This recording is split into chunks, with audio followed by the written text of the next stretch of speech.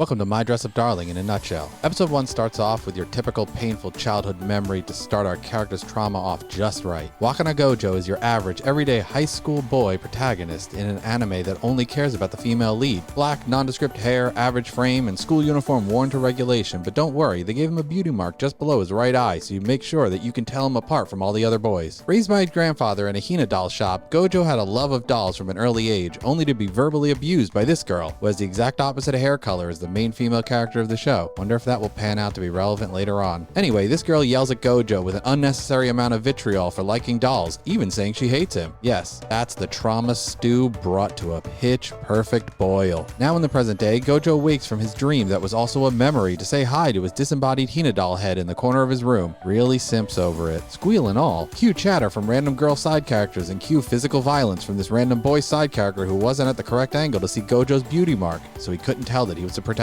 Oops. Doesn't take long for the true horror of this show to rear its ugly head as one of Gojo's classmates meets her tragic end as she flies across the room and falls from 5 feet up to smash her head against the corner of Gojo's desk. A life taken all too soon. Oh wait, she's fine. This is Marin Kitagawa, also known as the only reason you're watching this show, you weeb. Marin likes what she likes and doesn't like when others trash what she likes, or her for liking what she likes. She likes anime. She is a nerd. And when you are 90% of the characters in any anime, you don't like anime. You don't like nerds. Get this girl out of my sight. Anyway, she touches Protag-kun's arm, and he is now counting down the moments until he can flee the room to change his pants. After school arrives and Gojo is on cleaning duty. These randos ditch him because they don't want to clean, and Gojo takes it because he's a doll-loving wimp. But wait, there was one more person on cleaning duty, and she was late. Marin has arrived. She tells Gojo he needs to nut up and stand up for himself or everyone will treat him like the simp he is. They then presumably stack chairs in silence until the task is complete. Later that night at Gojo Dolls, Gojo displays an inability to graduate from safety scissors and manages to finish off his grandpa's antique sewing machine while Poppy runs to get his grandson a band-aid, leading to the admission that they will need a new sewing machine. The scene has been set for the next day. The protagonist has found the sewing practice room at his school. He begins to rejoice, stating that there's no arts and crafts club, so no one will bother him. He has finished sewing his doll's clothing with ease due to him being able to use a sewing machine that was created within the last century. He rejoices and begins to display problematic behavior with his disembodied doll head. When who should walk in? The nerdy, anime-obsessed female main character of the show! She comes in at the perfect time to see Gojo acting weird with his doll, and the dweeb is so freaked out that he tosses his only friend to her death by smashing on the floor. Quickly rethinking his murder plot to cover up his lameness, he dives to rescue our heroine, and cradling her in his arms, our hero asks the disembodied doll head if she is injured. Receiving no answer, it seems he was too late. The whiplash has Gwen Stacy'd his most cherished friend.